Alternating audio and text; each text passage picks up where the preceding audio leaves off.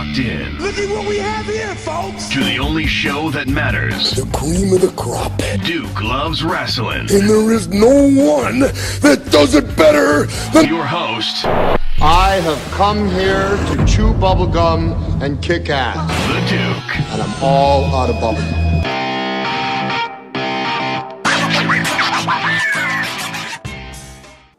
This is the Boston Bad Boy, and I'm taking a moment from my time off, contractually obligated time off, by the way, Duke, to remind the subhumans that on this Thanksgiving, eat the proper kind of cranberry sauce, okay? I don't want that lumpy, cranberry-ridden garbage on my table. I want the smooth, delicious, jellied taste of ocean spray. And if I find out that any of you had the other kind, you're never coming on this show. You better tear up your contract and get the hell out of my life. Now, Duke, I know you're a man that eats that crap. I'll tell you this. As I'm getting ready, putting on my alligator shoes for dinner later on, if I find out, I'll be tiptoeing across your face. That's what I'm thankful for. The fact that I get to do that to you every week. And there you have it, folks. Proof that the Boston Bad Boy has indeed lost his mind. Happy Thanksgiving. Welcome back to the Duke Loves Rasslin Podcast. And on this special Thanksgiving edition, we're going to be playing some special voice messages from listeners, from our favorite independent pro wrestlers. Plus, I'm going to give my thoughts on various pro wrestling related things going on in the world. Listen, folks, I got to tell you before I even get started, be careful out there today, okay? You know, you got all the amateurs out there. They might have a little bit too much punch, a little bit too much eggnog, and they start acting crazy. So please be careful on the roads if you're going to be traveling, what have you. With all that said, I'm looking at the mailbox right now, and I see a special message from Just Larry. Hello, Duke Loves Rasslin Podcast listeners. It's Just Larry. And Just Larry is here to share with you the do's and don'ts of Thanksgiving. Enjoy. Do number 1. Finish everything on your plate before going for seconds. Don't be greedy. Everybody there trying to eat and enjoy themselves. Meanwhile, you on plate number 3, but hadn't finished plate number 2. Just Larry is kind of disgusted by that. Don't get nothing started. Do number 2. Plan to go plates accordingly. You know how much you're going to take with you. You know what you got your eye on. Just Larry tells you, already have a strategic plan going in. And do your thing. Do number 3. Please enjoy time with each other. It's that time of year where, you know, people start to reflect and sometimes drama throughout the years just kind of piling up. Just Larry says, keep that to the side for right now. Make peace, at least for now. Don't number 1. Don't flirt with your significant other's hot cousin. That's how domestic disputes get started. Nobody wants that, especially not when all that good food around. Don't number 2. Don't start making to-go plates as soon as you get there. Enjoy the food that's there first, then plan accordingly. Don't number 3. Whatever you do, please don't talk politics. Nobody wants to hear that right now, especially Just Larry. We know what's going on. It's crazy. Just chill out for right now. Nobody needs to be in their feelings while we're enjoying this good food and being full. And to you, Duke, Just Larry wants to extend a peace offering. Happy Thanksgiving, Duke. Enjoy yourself. Well, that's a heck of a list by Just Larry, and a very nice message from him. You know what, Just Larry? Yes, no problem. We can bury the hatchet for now, especially for the holidays. In fact, there's more to the message, which we'll play a little later here because it's so long. You know, Just Larry's a little long-winded, but that's all right. That's all right. I appreciate it, Larry. And those tips, those are some interesting tips, especially not to flirt with your significant other's hot cousin. I don't know. Some of you folks, I guess that goes without saying. You have to be reminded of that, right? Listen, last week was Survivor Series, so you know what? Let me do a quick recap. Now, I had my picks. I had my picks last week, which next week we'll go over the picks specifically with the Boston Bad Boy. But let me give my thoughts on Survivor Series weekend.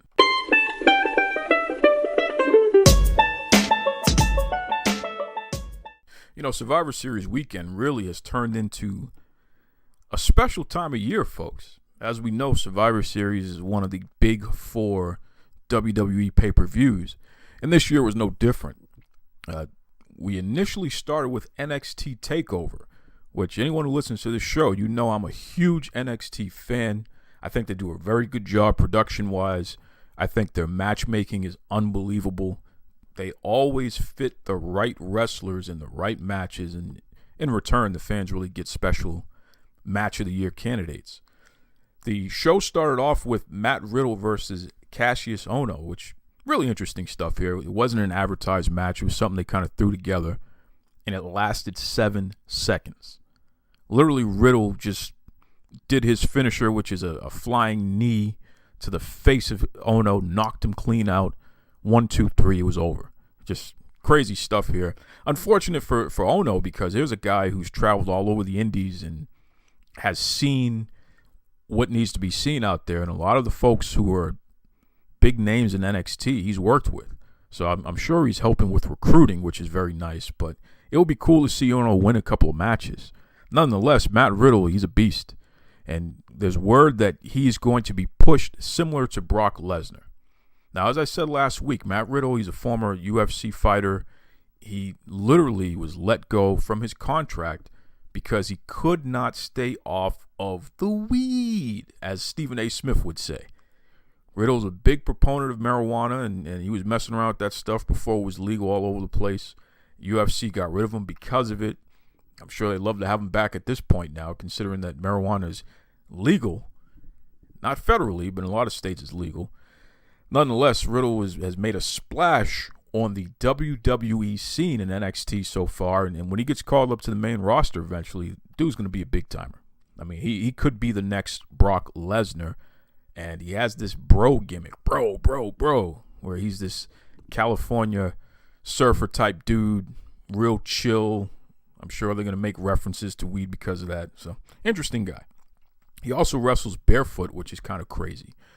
I don't know how you guys do it. There's an indie wrestler named, and I hope I'm pronouncing this right, Janai Kai, and she wrestles barefoot. Interesting stuff there. I don't know. You got the gunkiness on the mat, and you walk to the ring. God knows what's on the ground there. To wrestle barefoot is kind of crazy, but this is what these folks do. I don't know. It's interesting. It reminds me of the Islanders back in the early 80s. They used to do that stuff too. Anyway, Cassius Ohno, he loses to Matt Riddle in 7 seconds to start off NXT TakeOver War Games.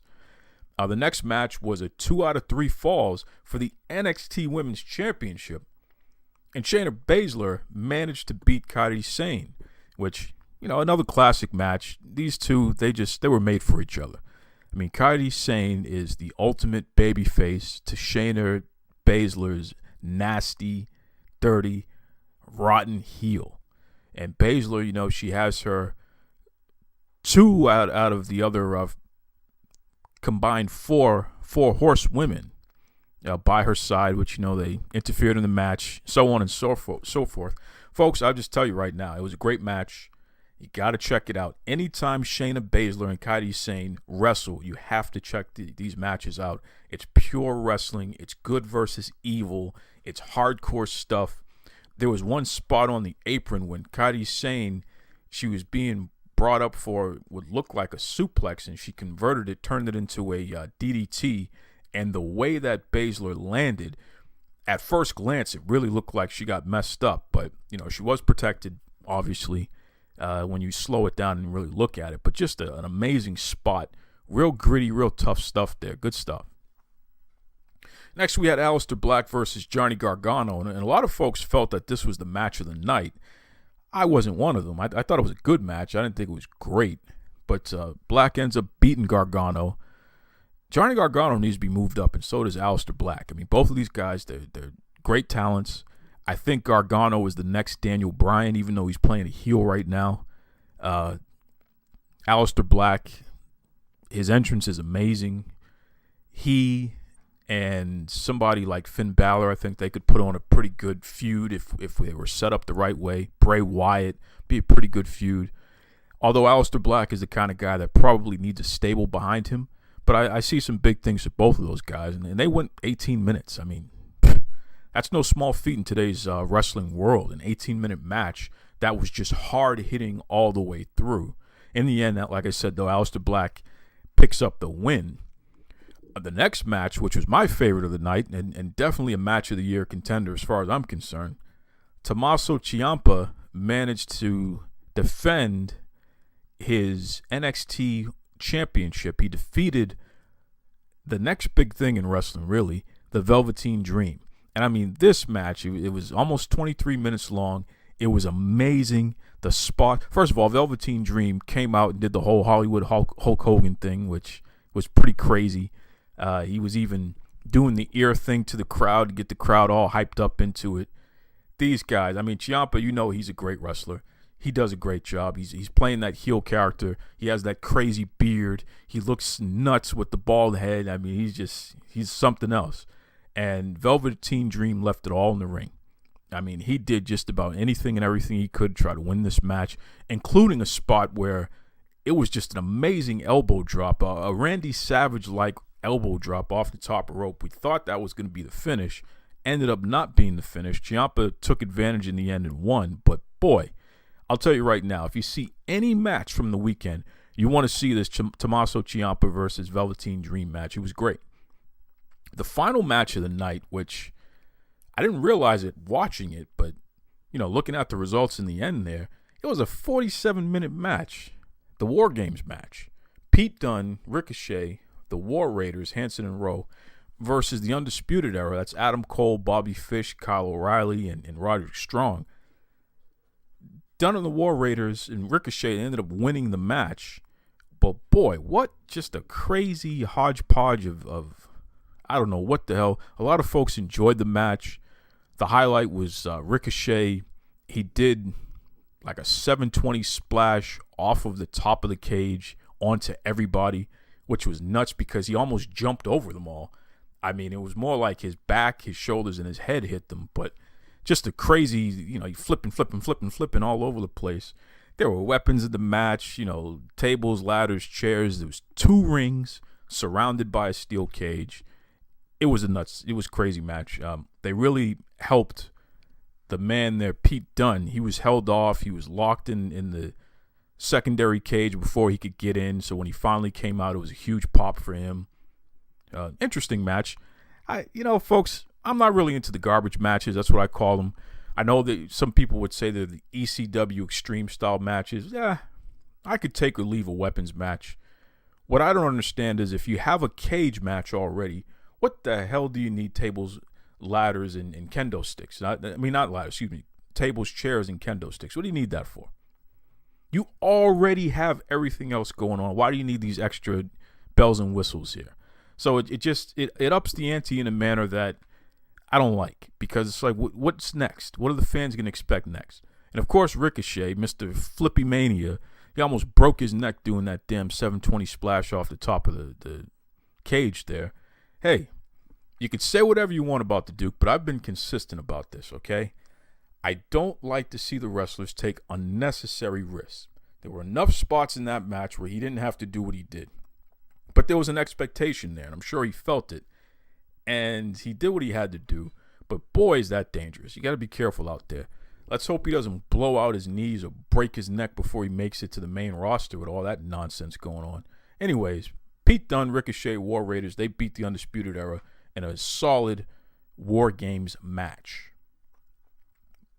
Moving on to Survivor Series, which was the next day. It was a Sunday night. And this is SmackDown versus Raw. That was the whole concept of it. You had the 2 separate brands going at it with each other. So the first match of the night, which was on the pre-show. Now, mind you, this pre-show started at 5 p.m., folks. You talk about a long pay-per-view. It started at 5 p.m. Oof. Team SmackDown. This is a tag team 10-on-10 Survivor Series elimination match. Team SmackDown. It was the Usos, New Day, Sanity, Gallows and Anderson, and the Colognes. Now, they took on Team Raw, which was Bobby Roode and Chad Gable, the Revival, the B Team, which is Bo Dallas and Curtis Axel, Lucha House Party, and the Ascension. They ended up beating them in just a high-flying, great match, solid, lots of fun. As Bruce Pritchard would say, it was a lot of gaga going on there. It was a 22-minute match. What surprised me, though, is that the WWE did not acknowledge the fact that SmackDown won that match. And later in the night, when they were talking about the grand totals, they just literally ignored the match. And it's kind of funny, too, because Xavier Woods later on Twitter, he complained about that, which I thought was interesting. You don't want to piss off Vince McMahon and the boys there, Xavier Woods. You better watch yourself. You watch yourself, because, Vince is a good friend of mine, and I don't like it when people step out of line there. If they don't want to acknowledge your match, that's your business. Do a better job, even though you did a great job. But that's not the point, okay? There's a reason why they acknowledge your match. Just get with it, pal. That's right. Second match of the night was a 5-on-5 Survivor Series elimination. It was Mickie James, Nia Jax, Tamina, Bayley, and Sasha Banks with Alexa Bliss in their corner against Naomi, Carmella, Sonya Deville, Asuka, and Mandy Rose. Team Raw won. Nia Jax was booed out of the building. I mean, no one could stand this woman who punched Becky Lynch in the nose, ended up giving her a black eye and a concussion and a broken nose and all these different things here. No one can stand Nia Jax at this point. She ends up turning on Sasha Banks, yet she ended up beating Asuka to remain the sole survivor in the end there. So really interesting booking. I'm not a fan of Nia Jax and what the hell she's up to. I still think that she needs to get some more training or get the hell out of the business. I know old man Wade. I know his crazy wife, Maria. I know the whole crew there. They want to stick up for Nia Jax and act like it's acceptable for her to continue to injure people the way that she has. My question to all of you is this. If she wasn't the Rock's cousin, would she be allowed to do all the crap that she's been doing? And I'll just leave it at that. And I know some of you people out there, Ryback and whoever, they're going to take issue with me saying that, but I don't care. Okay? The woman is dangerous. She needs to get her act together. That's right. Next up, we had what was probably the match of the night, Seth Rollins versus Shinsuke Nakamura. I mean, just 22 minutes of hard-hitting, wonderful action. In the end, Rollins ended up beating Nakamura, but that didn't matter. Both of these guys left it all out there and just did a great job. It was a fun match. It was a dream match. It could headline any pay-per-view.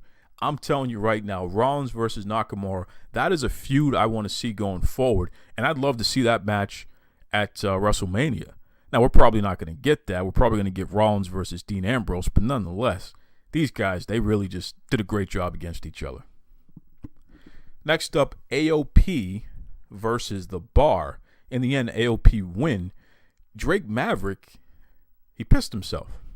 I mean, there's no other way to describe it. He literally peed on himself, and the WWE cameras, they focused in on this. I don't understand it. I thought it was kind of a cheap move. I know Vince McMahon had done that in the past. I think in like 98 or something like that at Survivor Series. He had peed on himself before, so this is nothing new. Nonetheless, it was just weird. Just weird. I don't know. AOP, hard-hitting tag team. Interesting guys. I like the pairing with Drake Maverick, even though Chris Jericho has been online complaining about it. I like the pairing. So I have no problem with AOP winning that match. The Bar, Cesaro and Sheamus, they're solid. They made these young kids look good, which that's all you can ask for. Next up, Buddy Murphy defeated Mustafa Ali to retain the WWE Cruiserweight Championship. 12 minutes, great match. I was hoping Mustafa Ali would win the match, but it didn't work out that way. Buddy Murphy, he's an interesting heel. I don't know what needs to be done in order to make these matches more appealing, but the 205 Live matches, they're some of the best wrestling out there, and you would never know because it's just not catching on the way that we would hope it would. But I digress. Next up, another 5-on-5 Survivor Series elimination match, we had Dolph Ziggler, Drew McIntyre, Braun Strowman, and Finn Balor, and Bobby Lashley. They ended up defeating Team SmackDown, The Miz, Shane McMahon, Rey Mysterio, Samoa Joe, and Jeff Hardy. Interesting spots in here, including Finn Balor. At one point, he did his double stomp. It was like a standing double stomp onto The Miz. He ended up slipping, and part of his foot hit The Miz in the mouth. He blamed the shoes, by the way. Finn Balor, he blamed the shoes. I don't know. I think he needs to retire that move, to be honest. But interesting elimination match. I didn't mind it one bit. Samoa Joe, although Samoa Joe got eliminated very fast, which kind of irritated me, but that's another story for another day. Whatever. Wasn't bad, so it was okay. Next match, Ronda Rousey versus Charlotte Flair. Rousey ended up winning by disqualification because Charlotte, first of all, this is a great match. These two, they were really giving it to each other.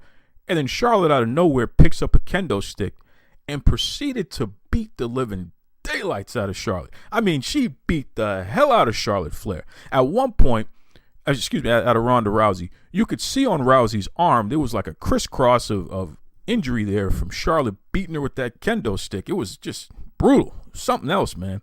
Ronda had welts all over her body from the kendo sticks. Charlotte broke 2 kendo sticks on Ronda and then took a chair to her neck and slammed it down. She stepped on it. You know, that little spot there. Unbelievable. So I guess this is WWE's way of trying to take the heat, the good heat, that Becky Lynch has right now since Lynch is out with the injury, and try to transfer it over to Charlotte. And to a degree it's working, but you know, no one's really going to buy Charlotte as being a brutal wrestler there. They're going to buy her as beating the queen. She's going to lie, cheat, steal, use her athleticism to win. But she's not really the biggest, baddest dog on the planet there. And that's really a role that Becky Lynch is trying to fill and in a role that Ronda Rousey has naturally. So it's interesting. I don't mind the booking, but I don't know. We'll have to wait and see what happens once Becky gets back. But clearly Charlotte, she definitely filled that role and did what she had to do. And that's why she's pound for pound the best women's wrestler on the roster there. It just is what it is. The final match of the night, in a really surprising match, first of all, Brock Lesnar, he defeated Daniel Bryan. Okay? He defeated Daniel Bryan, which we knew that was going to happen. But Lesnar was bumping for Daniel Bryan in a manner that really surprised me.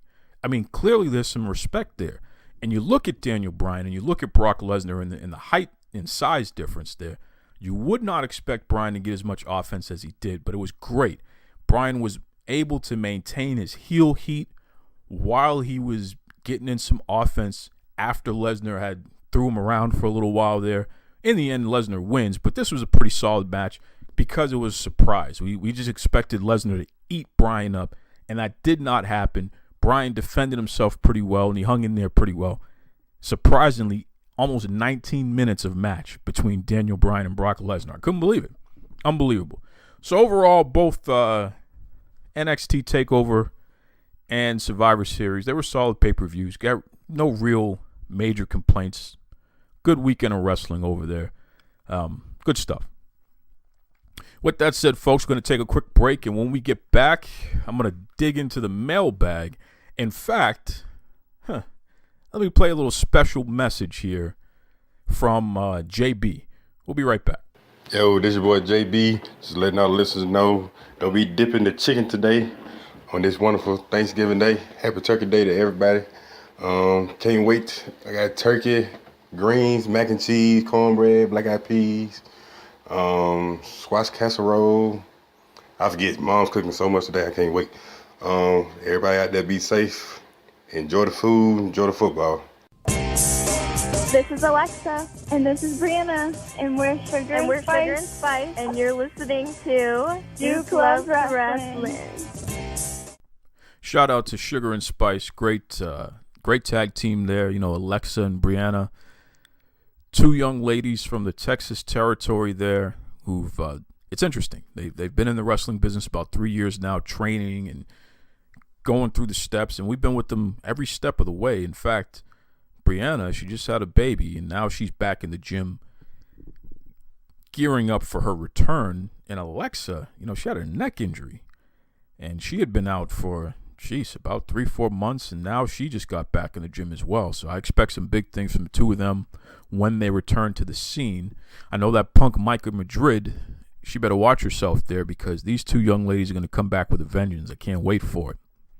Cool message from my man JB. Shout out to JB. You know, JB loves the food, man. And listen, JB, I'm going to tell you right now, I'm not a fan of you saying don't dip the chicken, okay? The Duke dips. I should get a T-shirt that says that. Dip the chicken. I like to dip the chicken. I like to get my barbecue sauce. I like to get my sweet and sour sauce, whatever it is. Sometimes ranch. I dip the chicken. So just putting that out there. All right, we're going to open up the mailbag here. And first and foremost, we have a message from Mr. Second to None. That's indie wrestler Dewan O'Neal. You know, this guy's not one of my favorites here because he's always running his mouth where he doesn't need to be running his mouth online. But let's hear what he has to say. Second to None. The hardest thing about business is minding your own. But I must say that I'm not surprised that my name rings throughout social media. But what I am surprised at is when it's by you, Duke. When you throw my name around trying to incite violence between Rodney, Mack, or I. But let me explain something. I fear no one. And Mr. Second to None says and does what, when, where, how, to who he wants. So if I'm you, I'm watching my mouth, because Rodney, Mack, or anybody you send in my head won't be able to help you if I decide to make an appearance. And for those of y'all out there who don't know what I'm talking about, head over to my Twitter right now, Dewan O'Neal 22N, and check out all of this insightful language that the Duke is spewing all over the internet. And of course, keep a lookout for Becoming Second to None, a YouTube series. Signing off. Second to None. You know, folks, the truth is I never really liked that Second to None. And for him to have the audacity to send me a message on Thanksgiving, on a day where we're giving thanks, where he's trying to run me down like that, it's disgraceful. And let's be honest here. Dewan O'Neal, Second to None, if you really wanted a match with Rodney Mack, then you would have found a ring and made it happen by now. You're afraid. And you should be afraid. Because the red dog, Rodney Mack, he's not a dog you want to play with. Okay? Now, he offered a match with you, Mr. Second to None, or he said it would be a mixed tag match. He'd bring Jazz, you know, the NWA legend, the WWE legend, the woman who is the champion of the world. No matter what belt she holds, she's the champion of the world. We're talking about Jazz. Nobody can mess with her. He offered to bring her along to be his tag team partner, and you can bring whatever tag team partner you want, and we can get it on. So you keep running your mouth, but hey, man, like I said, name the time, name the place, get the ring, get the people together, let's go. Rodney Mack is ready for you, Jack. He already let me know. He already let you know. Second to None, please. Moving on. We have something here from Dr. Trish. Oh, Dr. Trish, you know, she's fantastic. Let's hear what Dr. Trish has to say. Hi, this is Dr. Trisha Hayes, your favorite wrestling sociologist, and I'd like to take this opportunity to wish all of you in the Duke Loves Wrestling universe a happy Thanksgiving.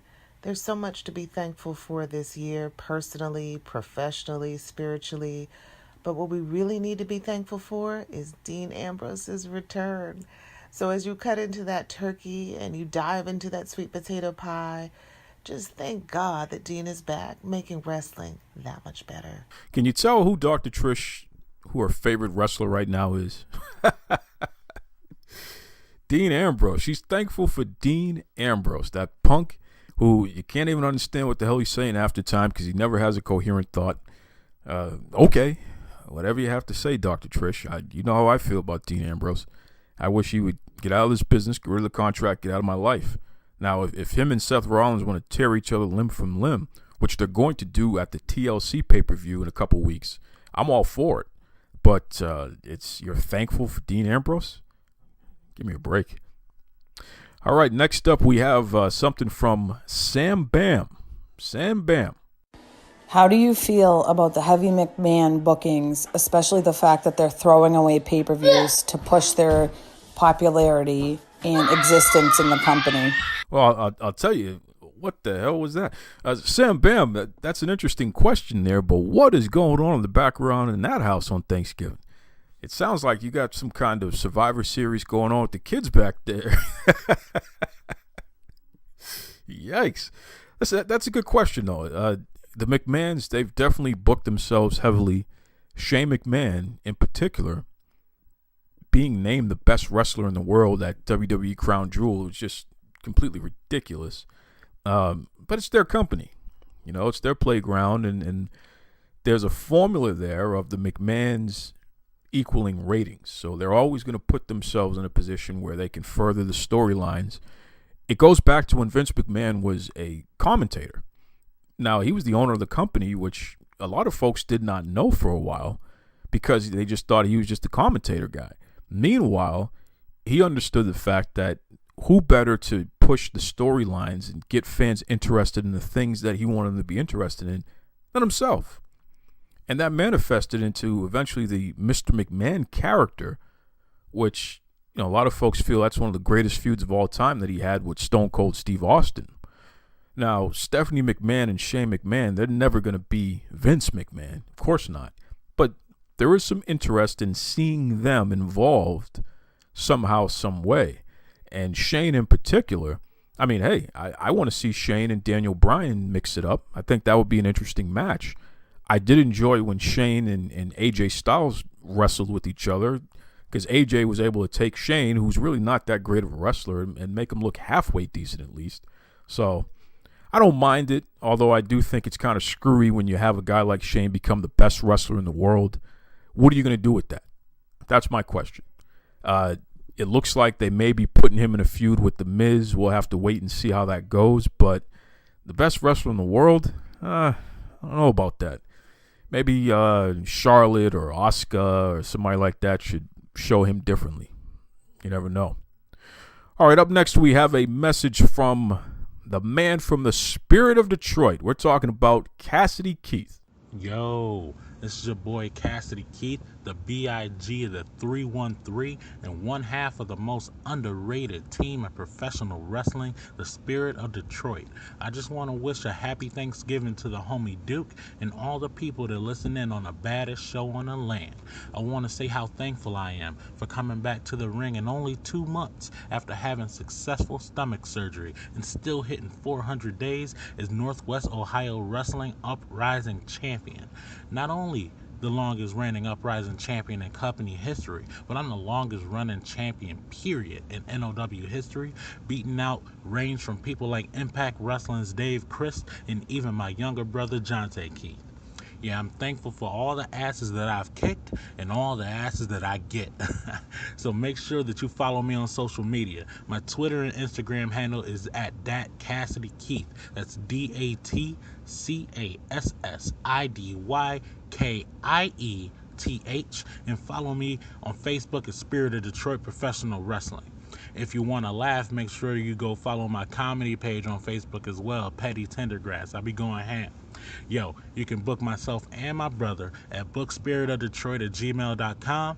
You can catch me in Nova Pro December 1st in Maine. I'm going to be at NOW December 8th in Toledo. Showtime Championship Wrestling, West Virginia. Y'all going to see us in January. And once again, this is Cassidy Kieth. That's Kieth. And remember that I hit harder than Hurricane Katrina. And as always, it's threes up, bodies down. Boss up. Live your life. You know, I got a lot of time for Cassidy Kieth. Great guy, really dedicated to the pro wrestling business, and he and his partner, you know, the Spirit of Detroit is what they call a tag team.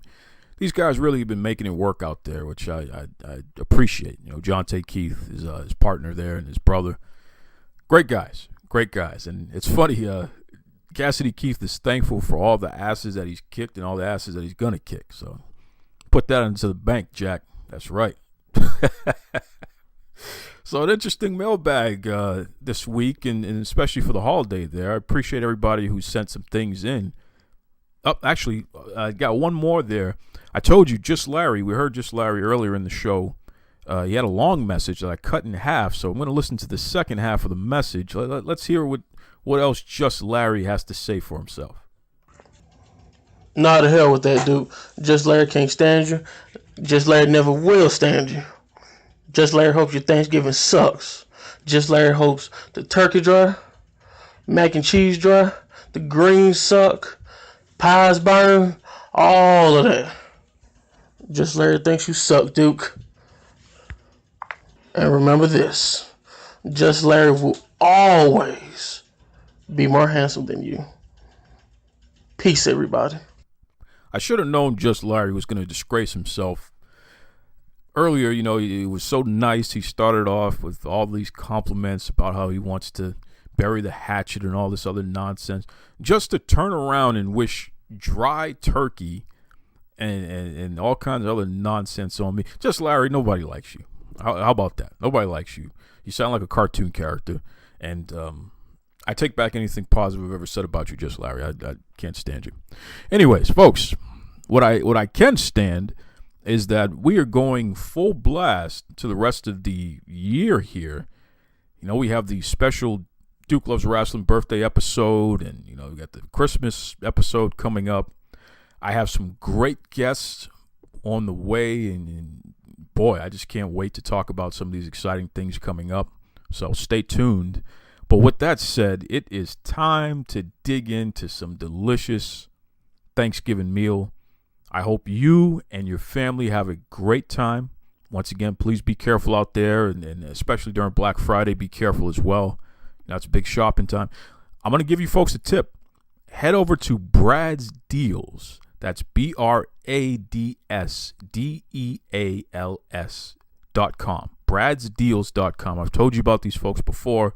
It's a great site to figure out what's on sale, how you can get the best price for things, and most importantly, you can do a lot of shopping online. So be smart about it, folks.